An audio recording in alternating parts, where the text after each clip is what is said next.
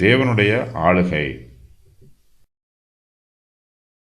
கிழக்கிலும் மேற்கிலும் வனாந்திர திசையிலுமிருந்து ஜெயம் வராது. தேவனே நியாயாதிபதி. ஒருவனை தாழ்த்தி ஒருவனை உயர்த்துகிறார். கலங்கி பொங்குகிற மதுபானத்தினால் நிறைந்த பாத்திரம் கர்த்தருடைய கையில் இருக்கிறது. அதிலிருந்து வார்க்கிறார். பூமியில் உள்ள துன்மார்க்கர் யாவரும் அதன் வண்டல்களை உறிஞ்சி குடிப்பார்கள்.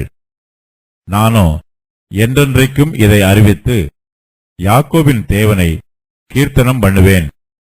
துன்மார்க்கருடைய கொம்புகளையெல்லாம் வெட்டி போடுவேன். நீதிமானுடைய கொம்புகளோ உயர்த்தப்படும். தேவனே நியாயாதிபதி.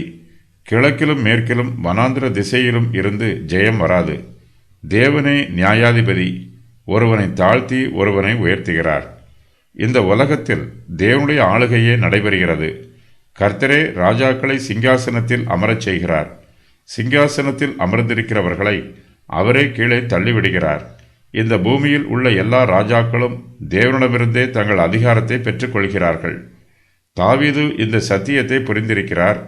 ஆகையினால் தாவீது தன்னுடைய ஆளுகைக்கும் ராஜ்யத்திற்கும் கர்த்தருக்கு மாத்திரமே துதிகளையும் ஸ்தோத்திரங்களையும் ஏறெடுக்கிறார். இந்த பூமியில் ஏராளமான ராஜ்யங்கள் இருக்கிறது. அவற்றையெல்லாம் கவனிக்கும்போது நாம் அதிசயப்படும்படியாய் அங்கு மாற்றங்கள் நடைபெறுகிறது. சில தேசங்கள் திடீரென்று கீழே விழுந்து விடுகிறது. வேறு சில தேசங்கள் செழித்து வளர்கிறது. தாவீது இந்த மாற்றத்தை பார்க்கிறார்.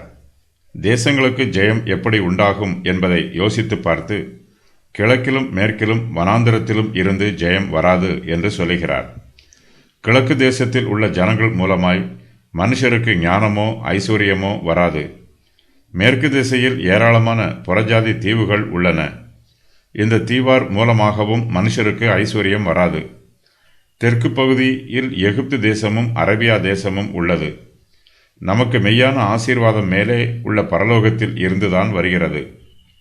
ஆகையினால் நமக்கு ஒத்தாசை வரும் பர்வதத்திற்கு நேராக மாத்திரமே நம்முடைய கண்களை ஏறெடுக்க வேண்டும்.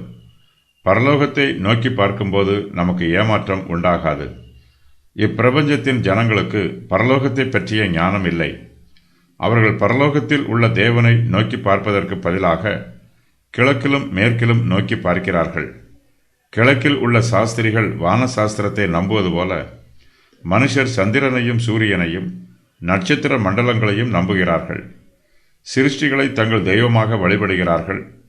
இவர்களுக்கு சிருஷ்டிகள் மூலமாய் ஜெயம் வராது. சங்கீதக்காரர் கிழக்கிலும் மேற்கிலும் வனாந்திர திசையிலும் இருந்து ஜெயம் வராது என்று சொல்லுகிறார்.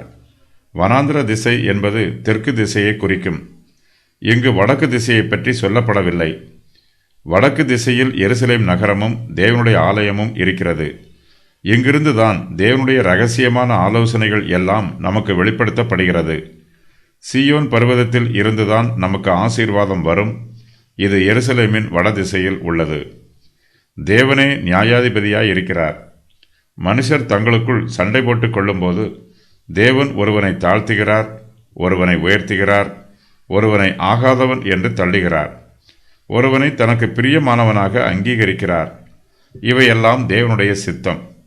தேவன் தம்முடைய ஆலோசனையின் பிரகாரமாய் தீர்மானம் பண்ணுகிறார். தேவனுடைய ஆலோசனைக்கு விரோதமாய் மனுஷரால் எதிர்த்து நிற்க முடியாது. தேவன் மாத்திரமே சர்வ ஞானம் உள்ளவர். அவரே பரிசுத்தர், அவரே நல்லவர். அவர் தமக்கு பிரியமான பிரகாரம் கிரியை நடப்பிக்கிறார். தேசங்களை உயர்த்துகிறார், தேசங்களை தாழ்த்துகிறார். மனுஷரை உயர்த்துகிறார், மனுஷரை தாழ்த்துகிறார். நாம் உயர்வதும் தாழ்வதும் நம்முடைய கிரியை அல்ல, இது தேவனுடைய கிரியை. விசுவாசிகளாகிய நாம் தேவனுடைய சித்தத்திற்கு கீழ்ப்படிந்து ஜீவிக்க வேண்டும். கர்த்தர் நமக்கு கொடுக்கும் ஊழியத்திலும் பொறுப்பிலும் உண்மை உள்ளவர்களாய் நடந்து கொள்ள வேண்டும். பாத்திரம். கலங்கி பொங்குகிற மதுபானத்தினால் நிறைந்த பாத்திரம் கர்த்தருடைய கையில் இருக்கிறது. அதிலிருந்து வார்க்கிறார். பூமியில் உள்ள துன்மார்க்கர் யாவரும் அதன் வண்டல்களை உறிஞ்சி குடிப்பார்கள். தேவனுடைய கையில் ஒரு பாத்திரம் இருக்கிறது. இந்த பாத்திரம் அழிவுக்கு அடையாளமாக இங்கு விவரிக்கப்பட்டிருக்கிறது. இந்த பாத்திரம் கலங்கி பொங்குகிற மதுபானத்தினால் நிறைந்த பாத்திரம். இது தேவனுடைய கையில் இருக்கிறது. தேவன் இதில் இருந்து மனுபுத்திரருக்கு வார்க்கிறார். சங்கீதக்காரர் மனுஷருக்கு உண்டாகும் கஷ்டங்களை பற்றி சொல்லுகிறார். எல்லோருக்கும் கஷ்டம் வருகிறது. நல்லோரும் கஷ்டப்படுகிறார்கள், தீயோரும் கஷ்டப்படுகிறார்கள். இந்த கஷ்டங்கள் எல்லாமே தேவனுடைய கரத்தில் இருந்துதான் வருகிறது என்றும் சங்கீதக்காரர் சொல்லுகிறார். கர்த்தருடைய கையில் இருக்கிற இந்த பாத்திரம் கலங்கி பொங்குகிற மதுபானத்தினால் நிறைந்திருக்கிறது. இந்த பாத்திரத்தில் பல்வேறு பொருட்கள் கலக்கப்பட்டிருக்கிறது. இயேசு கிறிஸ்து தம்முடைய பாடுகளை பாத்திரம் என்று சொல்லுகிறார். இயேசு பிரதியுத்தரமாக, நீங்கள் கேட்டுக்கொள்கிறது இன்னது என்று உங்களுக்கு தெரியவில்லை. நான் குடிக்கும் பாத்திரத்தில் நீங்கள் குடிக்கவும், நான் பெறும் ஸ்நானத்தை நீங்கள் பெறவும் உங்களால் கூடுமா என்றார். அதற்கு அவர்கள் கூடும் என்றார்கள். மத்தேயு 20:22. அப்பொழுது இயேசு பேதுருவை நோக்கி, உன் பட்டயத்தை உரையிலே போடு. பிதா எனக்கு கொடுத்த பாத்திரத்தில் நான் பானம் பண்ணாதிருப்பேனோ என்றார். யோவான் 18:11. திராட்சரசம் சிவப்பு நிறத்தில் இருக்கும். இது தேவனுடைய கோபாக்கினைக்கு அடையாளம். பாவிகள் மீது தேவன் நியாயத்தீர்ப்பு கொடுக்கும்போது தேவனுடைய கோபாக்கினை அதில் வெளிப்படும். அக்கினி சிவப்பு நிறத்தில் பற்றி எரிவது போல கர்த்தருடைய கையில் இருக்கிற பாத்திரத்திலும் மதுபானம் சிவப்பு நிறத்தில் இருக்கும். இது முழுவதும் கலங்கி பொங்குகிற மதுபானம். பாத்திரத்தில் இந்த மதுபானம் நிரம்பி இருக்கிறது. கர்த்தருடைய கையில் இருக்கும் பாடுகளின் பாத்திரத்தில் தேவனுடைய கிருபையும் இரக்கமும் கலந்திருக்கிறது. கர்த்தர் இந்த பாத்திரத்தில் இருந்து தம்முடைய பிள்ளைகளுக்கு வார்க்கும்போது நம்முடைய பாடுகளோடு கர்த்தருடைய கிருபையும் இரக்கமும் நமக்கு கிடைக்கும். தேவனுடைய கையில் உள்ள பாத்திரத்தில் சாபமும் கலந்திருக்கிறது. கர்த்தர் துன்மார்க்கருக்கு இதில் இருந்து வார்க்கும்போது அவர்களுக்கு பாடுகளும் வேதனைகளும் சாபங்களும் வார்க்கப்படும். துன்மார்க்கருக்கு கசப்பு கலந்த திராட்சரசம் கொடுக்கப்படும். தேவனுடைய பிள்ளைகள் மீது தேவனுடைய கோபம் வரும்போதும் அது மட்டாய் வரும். துன்மார்க்கர் மீதோ தேவனுடைய கோபாக்கினை பலமாய் வந்து இறங்கும். மனுஷருக்கு ஏற்படும் பொதுவான பிரச்சனைகள் கர்த்தருடைய பிள்ளைகளுக்கும் வருகிறது. நாமும் கஷ்டங்களில் பங்கு பெறுகிறோம். கர்த்தரோ தம்முடைய கிருபையினால் நம்முடைய கஷ்டங்களோடு நமக்கு தம்முடைய கிருபையையும் இரக்கத்தையும் காண்பிக்கிறார். கர்த்தருடைய கையில் கலங்கி பொங்குகிற மதுபானத்தினால் நிறைந்த பாத்திரம் இருக்கிறது. இந்த பாத்திரத்தின் அடியில் மதுபானத்தின் வண்டல்கள் இருக்கும். துன்மார்க்கர் யாவரும் அதன் வண்டல்களை உறிஞ்சி குடிப்பார்கள். துன்மார்க்கர் தேவனுடைய கோபத்தையும் சாபத்தையும் குடிப்பார்கள். அவர்களுக்கு வேதனையை தவிர வேறு ஒன்றும் இருக்காது. பாத்திரத்தின் மேல் பகுதியில் மதுபானம் வண்டல்கள் இல்லாமல் தெளிவாய் இருக்கும். தெளிவான மதுபானத்தில் தேவனுடைய கோபம் குறைவாய் இருக்கும். பாத்திரத்தின் அடியில் தங்கியிருப்பதோ மதுபானத்தின் வண்டல்கள். இது தேவனுடைய மொத்த கோபத்தை குறிப்பிடுகிற வார்த்தை. பாவிகளுக்கு வண்டல்கள்தான் பங்கு. அவர்கள் பாத்திரத்தில் உள்ள மதுபானத்தின் வண்டல்களை உறிஞ்சி குடிப்பார்கள். பாத்திரத்தில் சிறிதும் மீதம் இல்லாதவாறு அனைத்தையும் உறிஞ்சி குடிப்பார்கள். தேவனுடைய மொத்த கோபாக்கினையும் துன்மார்க்கர் மீது வரும். பாவத்தின் சம்பளம் மரணம்.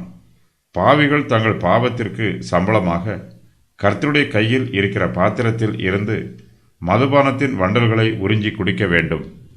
வேதாகமத்தில் கூறப்பட்டிருக்கிற பாத்திரங்கள்: துன்மார்க்கன் மீதான நியாயத்தீர்ப்பான பாத்திரம், ரட்சிப்பு ஆசீர்வாதத்தின் பாத்திரம், தேவனுடைய கோபாக்கினையாக பாத்திரம், தேற்றரவின் பாத்திரம், பாபிலோன் கர்த்தருடைய கையில் உள்ள பொற்பாத்திரம், புறஜாதியர்களால் இஸ்ரவேல் மீதான அடக்குதலான பாத்திரம், அசுத்தம் ஏமாற்றுதலின் பாத்திரம், மேசியாவின் பாடுகளாகிய பாத்திரம், மரணமாகிய பாத்திரம். மேசியா சிலுவையில் மரிப்பதற்கு முன் சாத்தான் தோட்டத்தில் இயேசுவை கொல்ல முயற்சி பண்ணினான். கிறிஸ்துவின் இரத்தமாகிய போஜன விருந்தின் பாத்திரம், ஆசீர்வாதத்தின் பாத்திரம், பேய்களுடைய பான பாத்திரம், சாபத்தின் பாத்திரம், அசுத்தம் நிறைந்த பாத்திரம். துன்மார்க்கர் எல்லோரும் தாங்கள் விதைத்ததன் பலனை அனுபவிப்பதற்காக நரகத்திற்கு போவார்கள். பரிசுத்தவான்கள் தங்களுடைய சரீரங்கள் மூலமாக நடப்பித்த கிரியைகளுக்கு கணக்கு ஒப்பிப்பார்கள். யாக்கோபின் தேவன்: நானோ என்றென்றைக்கும் இதை அறிவித்து யாக்கோபின் தேவனை கீர்த்தனம் பண்ணுவேன். துன்மார்க்கருடைய கொம்புகளையெல்லாம் வெட்டி போடுவேன், நீதிமானுடைய கொம்புகளோ உயர்த்தப்படும். தாவீது கர்த்தரை துதிக்கிறார், யாக்கோபின் தேவனை கீர்த்தனம் பண்ணுகிறார். கர்த்தர் தாவீதுக்கு அநேக ஆசீர்வாதங்களை கொடுத்திருக்கிறார். இஸ்ரவேல் தேசத்தை நீதியாய் நியாயம் தீர்க்கிற நீதியையும் நியாயத்தையும் பரிசுத்தத்தையும் கொடுத்திருக்கிறார். இதற்காக தாவீது கர்த்தரை துதிக்கிறார். கர்த்தர் தனக்கு செய்த நன்மைகளை தாவீது என்றென்றைக்கும் அறிவிக்கிறார். தாவீது தேவனை பற்றி சொல்லும்போது அவரை யாக்கோபின் தேவன் என்று சொல்லுகிறார். யாக்கோபு தேவனுடைய தாசன். கர்த்தர் இஸ்ரவேல் ஜனங்களை நேசிக்கிறார். கர்த்தர் யாக்கோபையும் அவருடைய சந்ததியாராகிய இஸ்ரவேலின் 12 கோத்திரத்தாரையும் நேசிப்பதினாலேயே அவர் தாவீதை அவர்கள் மீது ராஜாவாக அபிஷேகம் பண்ணியிருக்கிறார். கர்த்தர் தனக்கு கொடுத்திருக்கிற ஆளுகையை தாவீது தேவனுடைய நாம மகிமைக்காகவும் அவருடைய பிள்ளைகளின் பிரயோஜனத்திற்காகவும் பயன்படுத்தப் போவதாக அறிக்கை செய்கிறார். தான் ஆட்சி பொறுப்பை ஏற்றுக்கொள்ளும் போது ஜனங்களை யதார்த்தமாய் நியாயம் தீர்ப்பதாக வாக்கு பண்ணுகிறார். வீம்புக்காரரை நோக்கி வீம்பு பேசாதேயுங்கள் என்றும் துன்மார்க்கரை நோக்கி கொம்புகளை உயர்த்தாதிருங்கள் என்றும் சொல்லுகிறார். தாவீதின் ராஜ்யத்திற்கு விரோதமாய் ஒரு சிலர் கொம்புகளை உயர்த்துகிறார்கள். எல்லோரும் உயர்த்தவில்லை. துன்மார்க்கர் மாத்திரமே தாவீதுக்கு விரோதமாயும் அவருடைய ராஜ்யத்திற்கு விரோதமாயும் கொம்புகளை உயர்த்துகிறார்கள். தாவீது துன்மார்க்கருடைய கொம்புகளையெல்லாம் வெட்டி போடுவதாக வாக்கு பண்ணுகிறார். நீதிமான்களும் கொம்புகளை உயர்த்துகிறார்கள். துன்மார்க்கருக்கு முன்பாக நீதிமான்களால் கொம்புகளை உயரமாக உயர்த்த முடியவில்லை.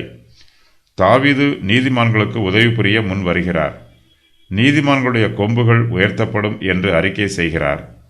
தாவீதின் ராஜ்யத்தில் துன்மார்க்கருக்கு அழிவும் நீதிமான்களுக்கு உயர்வும் வரும். இதுவே தேவனுடைய நீதி. தேவனுடைய நீதி தாவீதின் நீதி ஆயிற்று. தேவனுடைய சித்தம் தாவீதின் சித்தமாயிற்று. தேவனுடைய விருப்பம் தாவீதின் விருப்பமாயிற்று.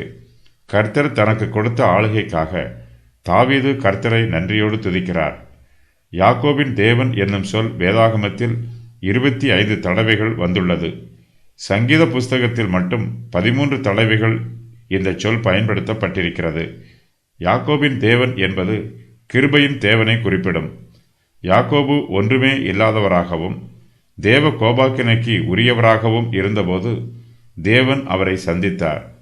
அவரையும் அவருடைய சந்ததியையும் ஆசீர்வதிப்பதாக வாக்கு பண்ணுகிறார்.